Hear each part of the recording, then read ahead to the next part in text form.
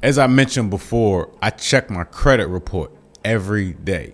And the reason for that is sometimes either the credit bureau or a creditor may do something that may cause a mistake to appear on my credit report. And it has happened to me several times. When I find a mistake on my credit report, I never waste my time sending letters or even calling any of the credit bureaus. Okay, they will run you through loops.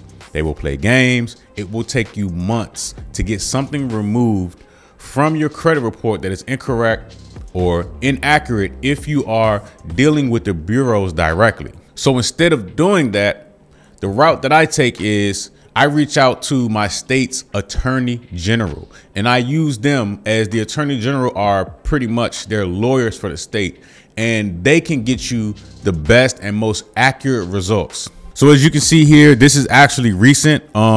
This is a letter from Equifax that was sent to my state on my behalf. So as you can see, this complaint was submitted on September 7th and it was resolved October 5th. So it was a little bit under 30 days, 28 days or so to be exact. And as you can see here, it says, "Dear Kelly, thank you for submitting the complaint dated 9/7/2022 regarding Ronnie Gilmer.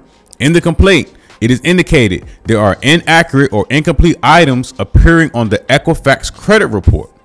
We initiated an investigation into the items and the results are below. This item has been deleted from the file." And then it says the following fields have been modified: status, type of account, past due, additional information, historical account information, etc., etc.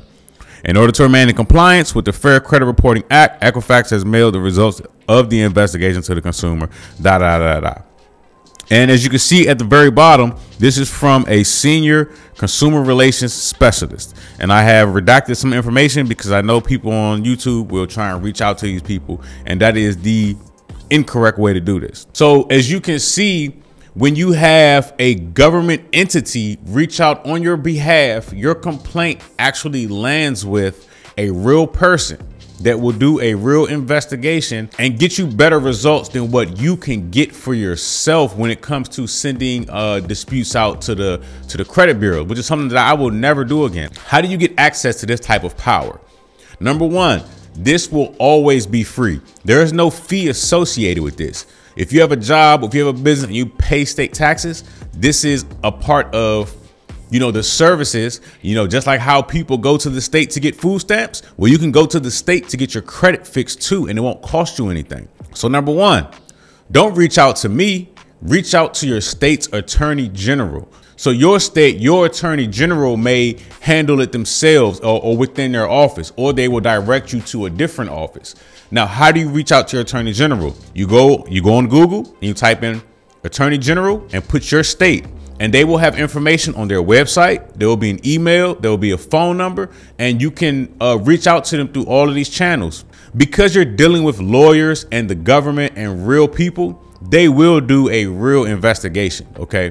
The reason why my item was removed was because it was actually something that was reporting incorrectly. It was a closed account that was closed, several years ago, and it was reporting 60 days late. This happened when I paid off my mortgage. When I paid off my mortgage, a couple years later, it reported, after the mortgage had been paid off, it was reporting 60 and 90 days late. And it's like, how is that possible when the mortgage is paid off? Now, if it's something that is, for example, you have a charge off that is really yours and you reach out to these people to have it removed, they will actually investigate this charge off. And if it's really yours, you'll be stuck with it. OK, this is not one of those things where you can scam them and try and scam to get something removed. It actually has to be something that is incorrect or inaccurate, based on the Fair Credit Reporting Act, and you can have it removed or have it adjusted to the way it should be reporting, or if it shouldn't be on there at all, you can easily have it removed through these channels. Here's the other negative side to it. If you use these channels,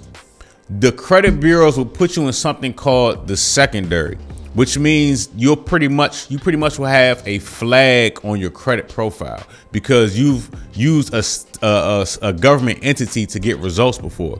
So anything that you do after that will be reviewed by a human.